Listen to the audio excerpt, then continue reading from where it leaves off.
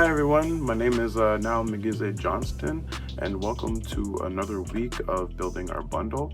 This week is week number 5, and our topic is our mind as a bundle item.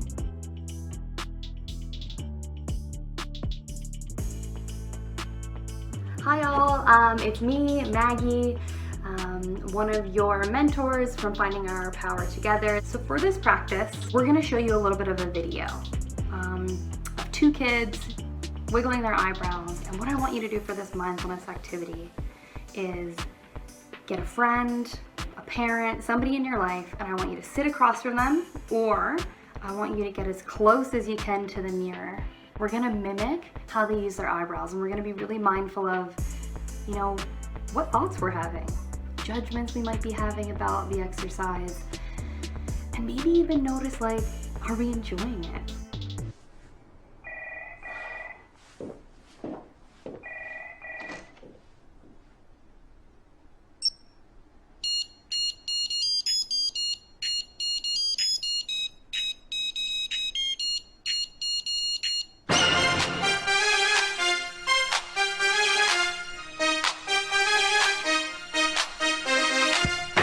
In the house tonight, move your body from left to right. To all you freaks, don't stop the rock. That space girl speaking and you know what? Space girl speaking in the house tonight, move your body from left to right. To all you freaks, don't stop the rock. All freaks, that's fine. Space girl speaking in the house tonight, move your body from left to right. To all you freaks, don't stop the rock. That space girl speaking and you know what?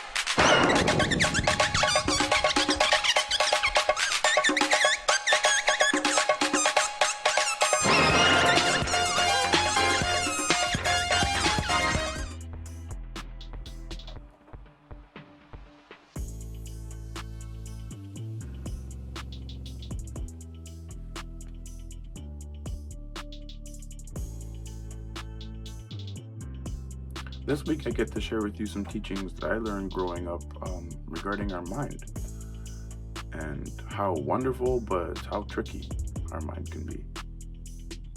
I was taught first and foremost spirit. My spirit name is Whistling Eagle.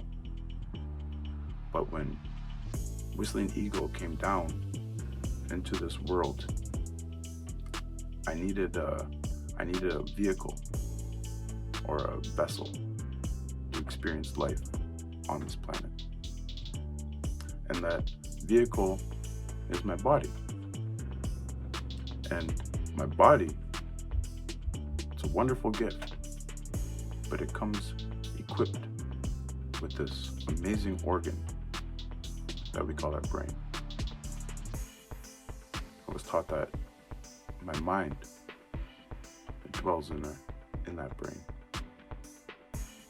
My spirit dwells in my heart, and my mind dwells in that brain. And I like to think of my mind as it's like a supercomputer. It holds on to all of the experiences of my past, and it will go into my past to help me, I guess, and influence my decisions within the present day about a particular choice or a scenario that's unfolding. If today I'm faced with something that has historically caused me pain or grief, when I'm faced with that decision today, my mind will go back into my past narrative, and it will bring all of those emotions and thoughts, whether they're negative or positive, and bring them to my present. And not only will it influence the present, but it will also, I guess, predict outcomes for the future based on that past. And to me, that can be like a vicious cycle. It can be a cycle, I guess, of reliving negative experiences. The mind, it's a beautiful thing. But like I said before, it can be tricky. I was taught that I don't have to believe everything that's going on in here. To try to think from my heart, to think from my spirit, to know that my mind, it's a supercomputer, it's a physical thing that's needed in my vehicle to experience life on earth. But my spirit, it's infinite. I was also taught that what you believe becomes your reality. So if I can just change my thinking, then I can change my life. And sometimes I need help. Sometimes I just can't get out of my head. And when that happens, I go to the medicines. One thing that I love doing when I'm caught in that spiral in my head is I'll take some sage or sweetgrass or maybe a little bit of cedar, and I'll wash off my head. I'll wash off my hair and my head, and I'll breathe it in, and I'll just ask it for help.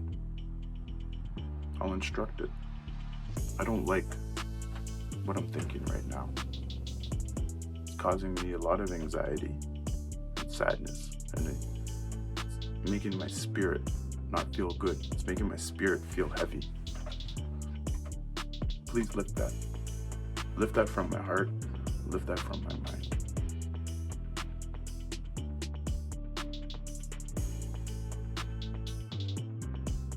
This week, we are talking about the mind as a bundle item. And I was lucky enough to share, knowledge that I have about how we work with our mind in this capacity and how we really can look to build balance between our heart and our mind and really come to a place of connection within ourselves and a wise mind place when we're thinking about how our thoughts influence our body and vice versa.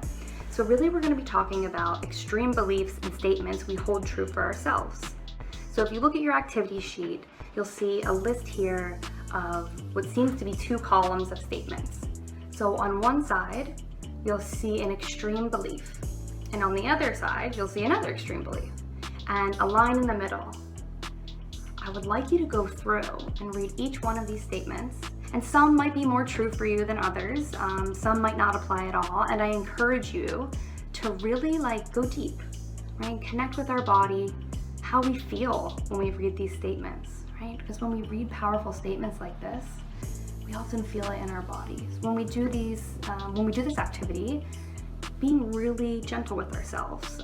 Some of these statements can be pretty evocative.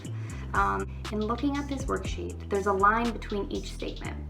So going through reading each extreme, I want you to make a mark, make an X on where you fall. So I tend to think more this way, or I tend to think more that way.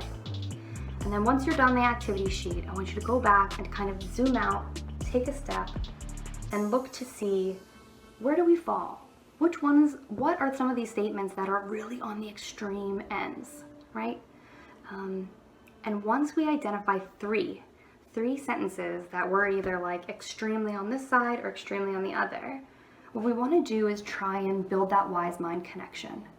And what that looks like is really thinking about, how do we build balance in this sentence? The last kind of little hack, a little tip, is in the middle of the sentence, we're going to write a big fat and, right? A-N-D.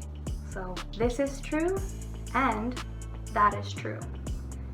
You'll see on the next sheet, we gave you 3 lines, and we're going to select 3 statements and balance them. So in putting this all together, an example might be, I have problems, and some of those problems feel like they seriously impact my life.